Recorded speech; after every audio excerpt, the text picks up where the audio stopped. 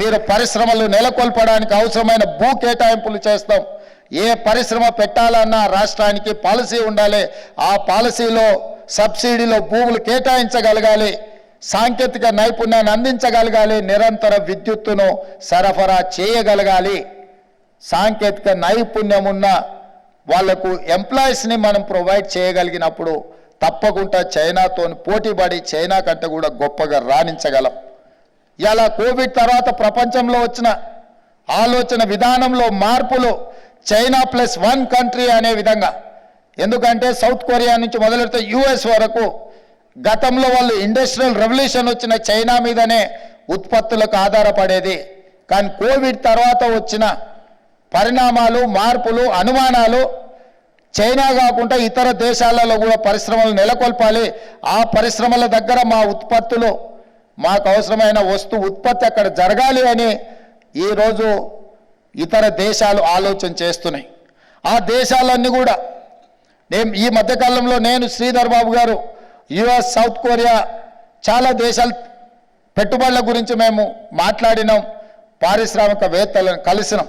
వాళ్ళ ఆలోచన ఒక్కటే, చైనాకు ప్రత్యామ్నాయంగా ఉన్న దేశంలో పెట్టుబడులు పెట్టాలి అని అనుకుంటున్నారు. నేను వాళ్ళకి చెప్పిన, చైనాకు ప్రత్యామ్నాయంగా భారతదేశంలో ప్రత్యామ్నాయం తెలంగాణ. చైనా +1 కంట్రీ అంటే దట్ ఈజ్ మై తెలంగాణ. తెలంగాణలో మీరు పెట్టుబడులు పెట్టండి, తెలంగాణలో పరిశ్రమలు ప్రోత్సహించే బాధ్యత మాది అని చెప్పడమే కాకుండా ఈరోజు ఫ్యూచర్ సిటీని డిజైన్ చేసినాము. అక్కడ లైఫ్ సైన్సెస్, గ్రీన్ ఫార్మా, రకరకాల పరిశ్రమలు, దానికి సంబంధించిన ఏర్పాట్లను అన్నిటిని కూడా వేగంగా ముందుకు తీసుకెళ్లడానికి విధి విధానాలను ఖరారు చేసినాం. ఇవాళ తెలంగాణ రాష్ట్రం వడ్డించిన విస్తరిలాగా ఉంది. ఇవాళ ఔటర్ రింగ్ రోడ్డు మన అభివృద్ధికి ఎంతో సహకరించింది. ఔటర్ రింగ్ రోడ్కు ప్యారలల్గా రీజనల్ రింగ్ రోడ్ని ఇవాళ డెవలప్ చేయాలనుకుంటున్నాం. రీజనల్ రింగ్ రోడ్ని ప్రణాళికలు సిద్ధం చేసినాం. రీజనల్ రింగ్ రోడ్తో పాటు outer ring road to regional ring road, radial రోడ్స్ని డిజైన్ చేస్తున్నాము.